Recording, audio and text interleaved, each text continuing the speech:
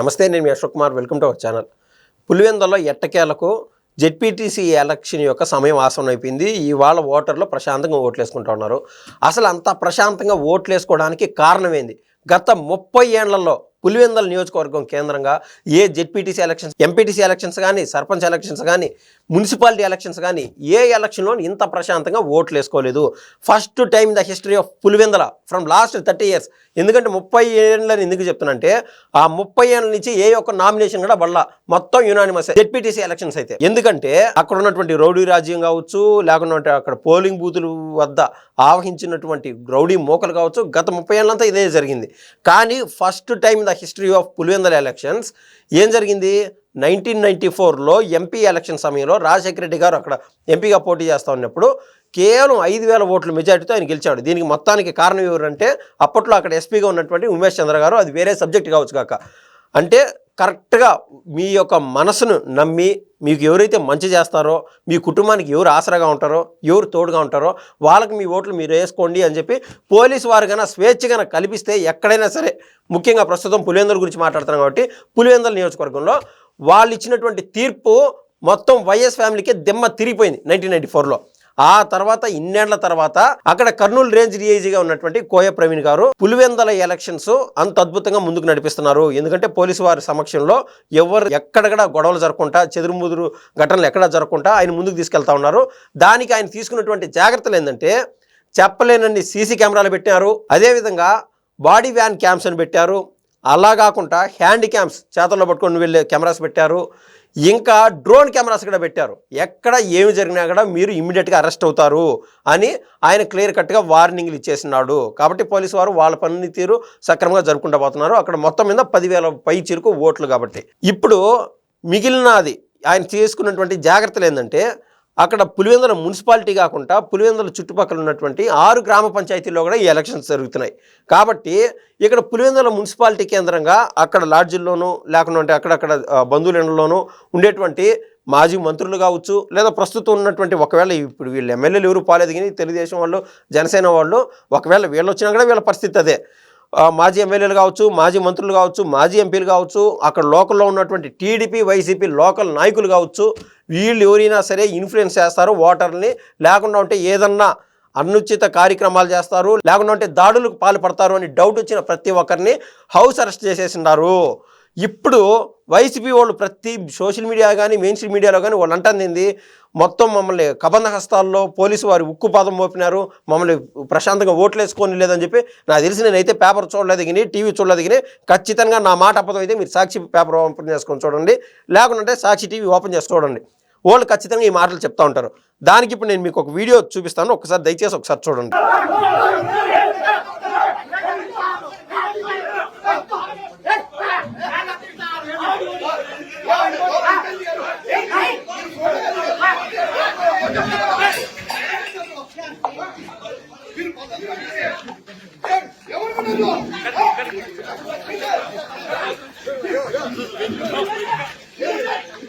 ఈ వీడియోలో ఉన్నది ఎమ్మెల్సీ, తెలుగుదేశానికి సంబంధించిన ఎమ్మెల్సీ రామిరెడ్డి భూపాల్ రెడ్డి గారు.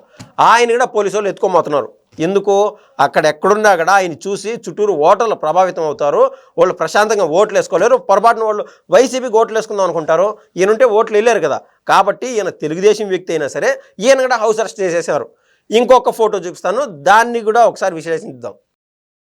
చూశారు కదా ఈ ఫోటో ఏంటంటే కనంపల్లిలో సర్పంచ్ రామాంజనేయులు ఆయన ఇంటి దగ్గరికి పోలీసు వాళ్ళు పోయినప్పుడు, సార్ రండి సార్ టీ తాగుతారు రాండి సార్ అని పిలిచాడు. టీ కానీ టిఫిన్లు కానీ మా ఊరు అనుకోండి, ఎవరు ఊరు అనుకోండి, బేసిక్ సంస్కారం. అక్కడ ఎవరైనా గవర్నమెంట్ అఫీషియల్స్ వచ్చినప్పుడు వాళ్ళు ఎక్కడి నుంచో దూరంగా నుంచి వస్తారు, వాళ్ళకి జీతాలు ఎంతైనా ఉండొచ్చు, తక్కువ ఉండొచ్చు, ఎక్కువ ఉండొచ్చు, పక్కన పెడితే వాళ్ళు చదువుకున్నటువంటి చదువులకు కానీ, లేదా వాళ్ళు చేస్తున్నటువంటి ఉద్యోగాలకు కానీ మినిమం మర్యాద ఇవ్వాలి. అది మన తెలుగు సాంప్రదాయం. కాబట్టి సార్ రండి సార్ టీ తాగుదురు, టిఫిన్ చేశారా సార్, 1 గంట టైం ఇవ్వండి సార్, ఏదైనా పని ఉంటే చూసుకోండి, లేదంటే ఏదో కూర్చోండి సార్ అని చెప్పి కూర్చొని పెట్టి టిఫిన్ కూడా చేసి పెడతారు. అది మన సంస్కారం, బేసిక్ సంస్కారం. అదేవిధంగా అక్కడ టీ తాగేదానికి పిలిచారు పోలీసు వాళ్ళని. పాపం పోలీసు వాళ్ళు పోయి టీ తాగుతూ ఉన్నారు. టీ తాగేటప్పుడు కూడా ఒక చేతిలో ఇటు గన్ను, ఒక చేతిలో టీ పట్టుకొని తాగుతారా? ప్రశాంతంగా ఆ మంచం పైన గన్ను పెట్టారు. పోలీసు వాళ్ళు ఆ ఫోటో తీసుకున్నారా నాయన ఈ వైసీపీ వాళ్ళు తీసుకొని సోషల్ మీడియాలో హల్చల్ చేస్తున్నారు. మొత్తం బిజినెస్ మ్యాన్ సినిమాలో మహేష్ బాబు మా టేబుల్ పైన గన్ను పెట్టండి దాని కథ ఏందో చూద్దాం అన్నట్టు ఈ పోలీసు వాళ్ళు ఏందో మంచం పైన గన్ను పెట్టి బెదిరిస్తున్నారంట. అదే విధంగా బెదిరించాలనుకుంటే పాయింట్ బ్లాంక్లో పెడతారు. కానీ మంచం పైన ఎందుకు పెడతారు? ఇంట్లో ఒక చోట ఉంటారు వీళ్ళు, ఆడ మంచం పైన గన్ను పెడితే వీళ్ళకి ఏమొస్తుంది? ఎట్టగిరి ఓటేసేదని పోతారు కదా. వీళ్ళు ఎవరికి ఓటేశారని చెప్పి ఆ పోలీసు వాళ్ళకి ఎట్ట తెలుస్తుంది? మినిమం బేసిక్ లాజిక్ లేకుండా వీళ్ళు సోషల్ మీడియాలో ఉన్నట్టు ఉద్రిక్తలు రేపేదానికి ఆ ఫోటోలు అంటూ హల్చల్ చేస్తున్నారు, ట్రోల్ చేస్తూ ఉన్నారు. మొత్తం మీద ఇలా ఒకటి అర్రా చెదురుముదురు సంఘటనలు తప్ప మొత్తం ఈ ఎలక్షన్ మొత్తం ప్రశాంతంగా జరుగుతోంది.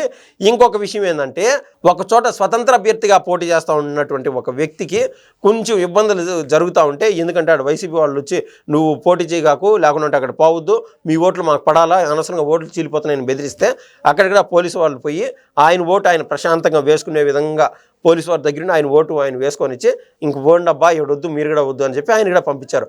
ఇట్లా ప్రతి ఒక్కటి సూక్ష్మంగా ప్రతి ఒక్కరూ స్వేచ్ఛగా, మళ్ళీ చెప్తున్నాను, పులివెందుల రాజకీయ చరిత్రలో గత 30 ఏళ్ళ నుంచి చూస్తే ఫస్ట్ టైం అక్కడ ఉన్నటువంటి ఓటర్లు ప్రశాంతంగా ఓట్లు వేస్తున్నారు.